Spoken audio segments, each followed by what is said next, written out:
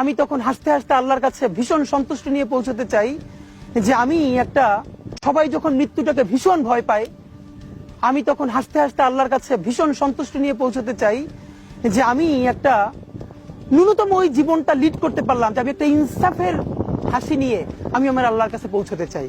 হায়াত মৌতের মালিক আল্লাহ, ন্যূনতম সিকিউরিটি নিয়ে চলাও হলো সুন্নাহ। কিন্তু আমাদের লড়াইটা হলো, আমার মা স্বাভাবিকভাবেই কান্নাকাটি করেন, আমার পরিবার সবাই। তো আমি আমার মাকে বলেছি যে দেখো, মানে আমরা যে লড়াই নেমেছি, আমার একটা মনে হয় কি, কোনো রাজনীতিবিদের না বাসায় মৃত্যুটা হইতে পারে না, এটা কোনো ভালো মৃত্যু না।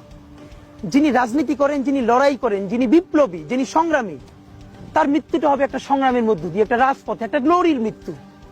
আমি তো ভীষণ ভাবে প্রত্যাশা করি, আমি ছোটবেলা থেকে এই স্বপ্নটা দেখে অনেক জায়গায় বলেছি, যে একটা তুমুল মিছিল হচ্ছে অন্যায়ের বিরুদ্ধে, সেই মিছিলের সামনে আমি আছি, কোনো একটা বুলেট এসে আমার বুকটা হয়তো বিদ্ধ করে দিয়েছে, এবং সেই মিছিলে আমি হাসতে হাসতে আমি শহীদ হয়ে গেছি। এবং সবাই যখন মৃত্যুটাকে ভীষণ ভয় পায়, আমি তখন হাসতে হাসতে আল্লাহর কাছে ভীষণ সন্তুষ্টি নিয়ে পৌঁছতে চাই যে আমি একটা ন্যূনতম ওই জীবনটা লিড করতে পারলাম, যে আমি একটা ইনসাফের হাসি নিয়ে আমি আমার আল্লাহর কাছে পৌঁছতে চাই। সুতরাং আগামী 50 বছর বাঁচলাম, কোনো ইম্প্যাক্ট তৈরি হলো না আমারে দিয়ে, দেশের জন্য, রাষ্ট্রের জন্য, উম্মার জন্য, জাতির জন্য। কিন্তু আমি ধরেন 5 বছর বাঁচলাম, সেটার মধ্য দিয়ে যদি আগামী 50 বছরের ইম্প্যাক্ট তৈরি হয়, তাহলে অনেকদিন বেঁচে থাকায় কি সাফল্যের বলেন? শহীদ প্রেসিডেন্ট জিয়াউর রহমান কয়টা দিন বেঁচেছেন, কিন্তু ভাবেন আজকে পর্যন্ত উনি আমার অনুপ্রেরণা। হাঁটতে হাঁটতে আমার পা ফুলে যায়, আমি, আমার টিম সেদিনকে